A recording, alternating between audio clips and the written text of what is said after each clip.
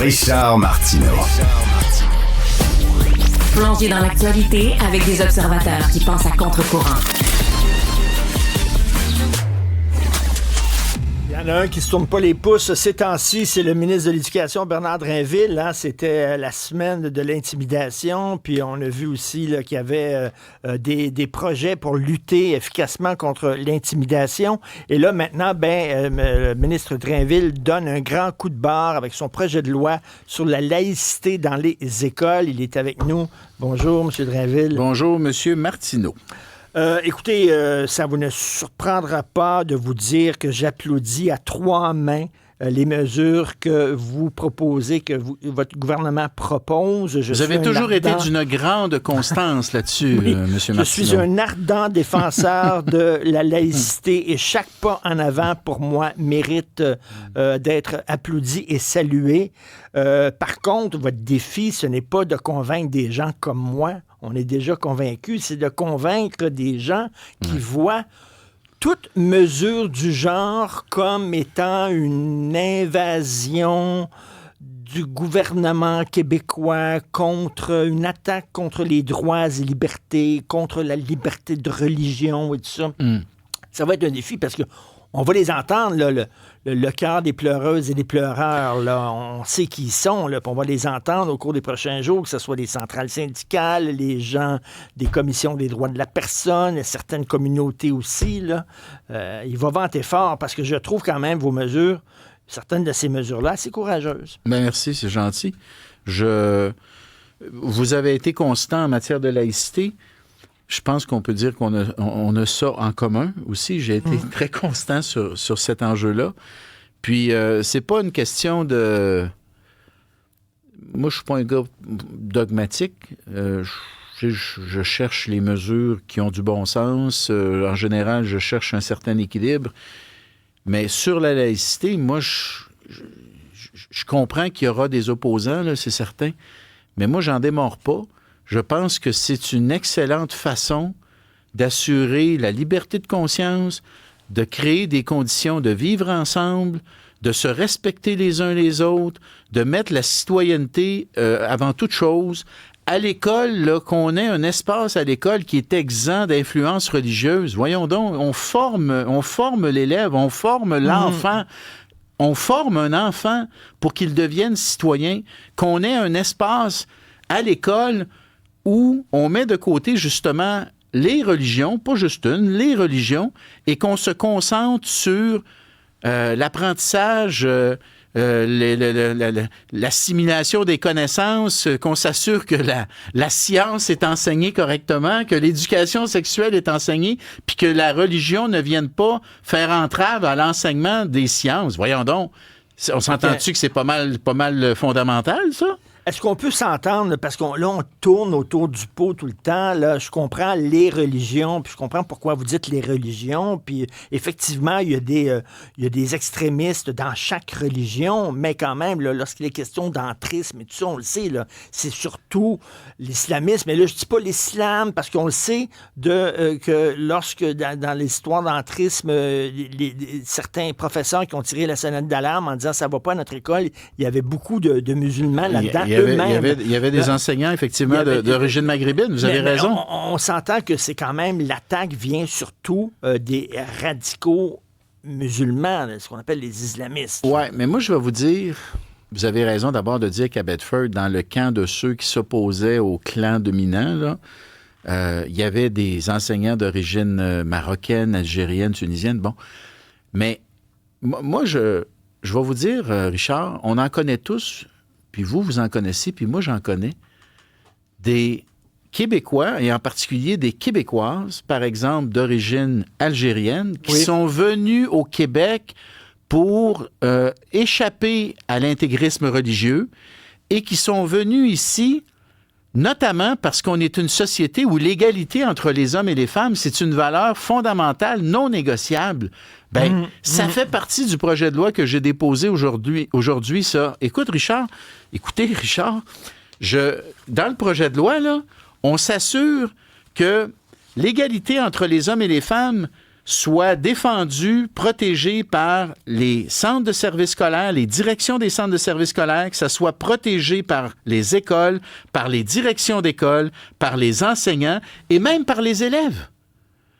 Parce que, Richard, vous en avez vu comme moi des reportages où des enseignants refusent d'enseigner, par exemple, le concept d'égalité homme-femme, soit parce qu'ils n'y croient pas, soit parce qu'ils ont peur de la réaction de certains élèves qui rejettent l'égalité homme-femme ou encore qui rejettent l'homosexualité. On a vu des cas là, dans des écoles québécoises. Là. Et donc, dans le projet de loi, moi, je dis, les élèves ont eu, eux aussi, une responsabilité. Ils ont, eux aussi, un devoir de respecter ces grandes valeurs québécoises.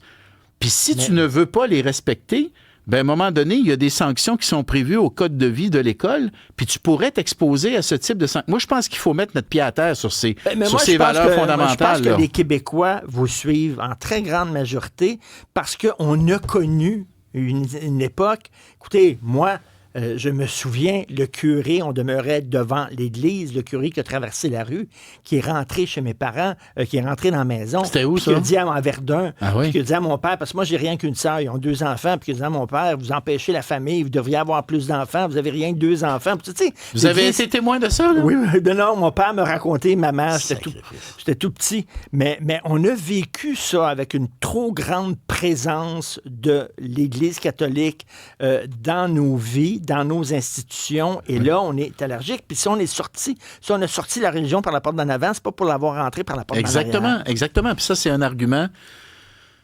Parfois, on nous dit, vous êtes... tu sais, on l'a vu ça dans le rapport sur les 17 écoles, là.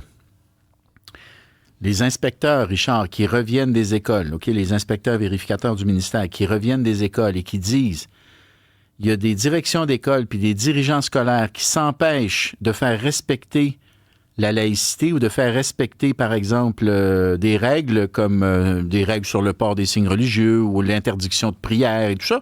Ils s'empêchent de le faire parce qu'ils ont peur de se faire accuser de racisme. Et donc, ils ont peur. Puis moi, je pense que on est rendu à un point comme société là, où il va falloir être courageux. Écoutez... Richard, il va falloir être courageux puis être prêt, dans certains cas, oui, à se faire accuser de racisme. Mais là, à un moment donné, il faut se tenir debout pour ce que nous sommes. Et on construit, là, comme vous l'avez si bien dit, on a appris, nous autres, de notre expérience avec le religieux, on l'a sorti de nos institutions publiques et on ne veut pas qu'il revienne par la porte d'en arrière, comme vous le dites si bien, peu importe la religion. Peu importe la religion. Là, je vais parler de l'islam radical parce que vous dites il faut être courageux. Et là, je prends la balle au bon. Kamel Daoud est un écrivain que j'aime beaucoup, un chroniqueur. On peut le lire dans le magazine Le Point en France. Il vient d'Algérie. Il vit en France. Il a accordé une entrevue. Et il dit, on lui a demandé, que faudrait-il faire pour mieux lutter contre l'islam politique? Mm-hmm. Et il a dit, l'abandon de l'école est très préoccupant.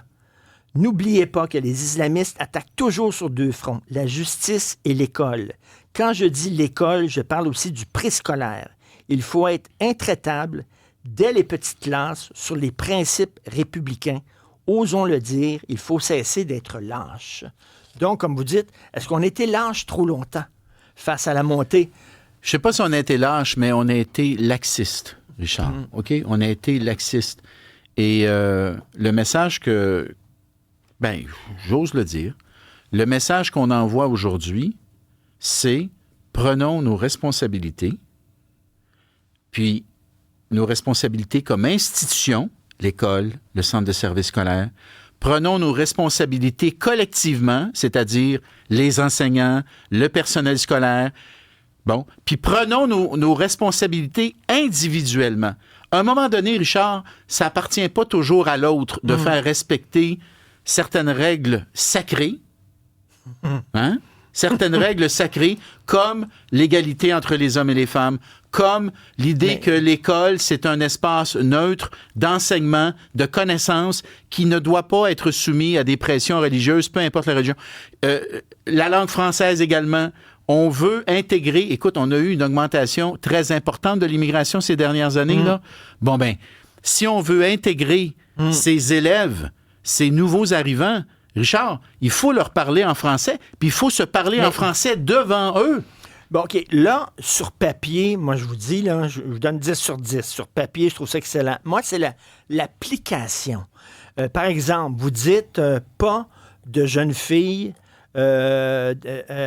visage totalement recouvert. Le voile intégral. Le voile intégral en classe. Puis ça, je trouve que c'est honorable parce que justement, ces jeunes filles-là, j'imagine qu'elles ne portent pas le voile intégral avec grand plaisir, pourraient dire à leurs parents, ben regarde, là, c'est pas moi qui veux l'enlever, maman et papa, là, c'est l'école qui me l'oublie. Mais Richard, c'est possible, ça? Oui, on donne un break à ces enfants-là qui, pendant quelques heures, vont pouvoir vivre comme les autres enfants. Mais cela dit, en pratique, on s'entend que si la petite fille elle a un voile intégral, c'est que ses parents sont très crinqués. Puis ses parents, ils accepteront pas qu'elle enlève son voile. Ce qu'ils vont faire, c'est qu'ils vont la retirer de l'école. Et là, elle va aller où, cette petite fille-là? Elle va aller où? Elle va aller dans des écoles religieuses, underground, illégales, privées. Moi, je vais vous dire, le projet de loi prévoit que s'ils font l'enseignement à la maison, il va falloir, lorsque les autorités vont contrôler l'enseignement à la maison pour s'assurer que les matières sont enseignées, il va falloir que lorsque la personne, par exemple, du centre de service scolaire se présente à la maison pour vérifier, il va falloir que ça se passe à visage découvert. Oui, je sais bien, là, mais... mais à la maison, là, M. Drainville, là. Non, mais ce que je vous dis, c'est qu'on... sait bien qu'elle va avoir son voile intégral à la maison, la petite fille. Mais quand elle va venir faire son examen, là, parce que quand tu as l'enseignement à la maison, il faut que tu passes les épreuves ministérielles. Les épreuves ministérielles, on ne les passe pas à la maison. Il faut qu'ils viennent dans des locaux réservés à cette fin. Puis il va falloir que l'examen se fasse à visage découvert. Si ce n'est que pour des raisons d'identité, Richard, il faut savoir qui est l'élève qui se présente à l'examen. Je comprends, mais ses parents n'accepteront pas. Ils vont la retirer de l'école, du système scolaire. Ben là, il va falloir... Écoute, là, à un moment donné, la limite qu'on peut... tu sais, à partir de quand... Jusqu'où est-ce que l'État peut aller dans la sphère familiale? Tu sais, à un moment donné, là, Richard, là, il faut aussi que les parents jouent leur rôle de parents. Moi, là, je suis pas là pour remplacer le père et la mère de famille. À un moment donné, on va aussi loin qu'on peut comme autorité publique, mais à un moment donné, il faut aussi que les parents prennent la décision. Est-ce qu'ils veulent, oui ou non, l'éducation de l'enfant? Est-ce que tu veux accorder la primauté à la réussite scolaire de ton enfant pour lui donner un avenir? Vous savez qu'en France, le port des signes religieux est interdit non seulement chez les profs, mais chez les élèves aussi. Pas seulement même le simple voile qu'on met sur la tête, ils n'ont pas le droit. Et les parents qui accompagnent les élèves dans des activités à l'extérieur doivent aussi enlever leurs signes religieux, tout ça. Là encore, ils ont énormément de difficultés à l'appliquer en France parce qu'il y a des mères musulmanes qui refusent d'enlever leur voile, qui se pointent à l'école puis qui ont un voile alors qu'ils ne devraient pas en avoir lorsqu'ils rentrent à l'école puis qui parlent aux professeurs et tout ça. C'est difficilement applicable. Et si ces gens-là disent non, moi, je refuse de respecter les règles, on fait quoi? On les sort manu militari de l'école à couper derrière, on appelle la police. Qu'est-ce qu'on fait? J'espère on ne fera pas ça. Ouais. Mais si tu te présentes le visage découvert, une fois que la loi va être adoptée, si tu te présentes le visage découvert à l'école, tu vas te faire dire que ce n'est pas possible. Le visage recouvert, c'est-à-dire. Oui, c'est ça. Si tu te présentes, j'ai dit découvert, pardonnez-moi. Oui. Si tu te présentes avec le voile intégral qui cache ton visage, on va te dire ce n'est pas possible pour toi de rester dans la classe. Mais là, on ne va pas aussi loin qu'en France, où même le voile seulement sur les cheveux est interdit en France. On va pas aussi loin. C'est le modèle, on va l'appeler le modèle québécois de laïcité. Hein? Ouais. Qu'est-ce que tu veux? Les circonstances ne sont pas les mêmes. Et puis, déjà, comme vous le dites vous-même, ce qu'on dépose aujourd'hui, c'est costaud. Oui, mais Richard, soyons de bon compte. Regardez d'où on est parti là, il y a 10 ou 15 ans, puis regardez où on est aujourd'hui. On a quand même progressé. Puis je vais vous dire, tout à l'heure dans votre intro, quand vous disiez « j'ai toujours été constant, j'ai toujours été un partisan », puis vous avez raison, vous l'avez toujours été. Mais on s'entend-tu pour dire que je pense, moi, que le consensus québécois autour de la laïcité, il est plus fort aujourd'hui qu'il y a 10 ou 15 ans. Moi, je pense qu'il y a des gens Moi, je pense qui ne que ce qui s'est comprenaient passé- pas, qui n'étaient pas d'accord avec ce qu'on voulait faire et qui aujourd'hui se rallient là, parce qu'ils voient bien qu'il faut mettre des limites. Là. Non, tout ce qui est sorti là, dans la foulée de l'école Bedford, Bedford, là, c'est ça fait ça, cheminer, là, ça. c'est vraiment là. Ouais. Et il faut... Assurer la sécurité des élèves. Non, mais il faut réagir tout de suite parce que ça ne peut que s'aggraver là, et faire ta tâche Tache d'huile. d'huile. Stéphanie, est-ce que tu peux retrouver le texto, s'il te plaît, qu'on a reçu d'une auditrice, puis peut-être le lire? C'est Geneviève qui nous écrit. Elle dit: à quand l'élargissement de la loi à d'autres secteurs? Elle enseigne en francisation pour le MIFI, donc le ministère de l'Immigration, de la francisation et de l'intégration. Et elle a 3 étudiantes dont elle n'a jamais vu le visage. Donc, elle porte le hijab et le masque médical. Elle dit, enseigner le français à quelqu'un dont tu ne vois jamais la bouche et qui ferme leur caméra aussi quand elle travaille en équipe avec des hommes. Puis elle dit: mes classes sont décimées quand il y a des fêtes musulmanes. Il faut passer des films parce qu'il nous reste 5 étudiants sur 20. Elle dit: j'ai essayé de me plaindre, mais on m'a accusé d'ethnocentrisme par ma directrice qui est elle-même voilée. Donc, elle aimerait ça, l'élargissement de cette loi-là. Bien, je vais vous dire, Jean-François Roberge s'est vu confier la responsabilité d'un comité par le premier ministre. Et il est en train de regarder justement quelles pourraient être les autres sphères de la société québécoise où on pourrait éventuellement intervenir en matière de laïcité. Alors, le débat n'est pas terminé, la réflexion n'est pas terminée. Cela étant dit, si vous me permettez, de demander à votre interlocutrice, là, peut-être qu'elle ne voudra pas, puis je la respecterai, là, mais j'aimerais ça, je serais curieux de savoir de quel centre de francisation parle-t-on ici. Est-ce que c'est une institution scolaire? Parce que le projet de loi aujourd'hui que nous avons déposé, Richard, il concerne les écoles primaires et secondaires, incluant le préscolaire, mais il concerne également les centres de formation pour adultes et les centres de formation professionnelle. Et donc, des cours de francisation, ils s'en donnent dans les centres de formation pour adultes. Il est possible que cette enseignante qui vous écrive, ça se peut qu'elle donne des cours de francisation dans un centre d'éducation pour adultes. Auquel cas, ces étudiantes n'auraient plus le droit de porter le visage couvert. Ah, ben ça, c'est n'aurait plus le droit de porter le masque et le foulard qui couvre les cheveux. Là. Et pour ceux qui ne connaissent pas tous les détails de la loi, ça, c'est quand même quelque chose. Les absences des élèves pour motifs religieux ne seront plus acceptées. C'est quelque chose, ça. C'est important. Aucun accommodement pour motifs religieux ne sera accepté pour l'offre alimentaire. Exact. À la cafétéria, par exemple, et pour le contenu enseigné en classe, comme l'éducation de la sexualité. Exact. Et pour les évaluations, bravo. Oui. Bravo. J'ai hâte de voir. J'espère, maudit, que les syndicats de profs vont appuyer ces mesures. On fait ça pour protéger les enfants.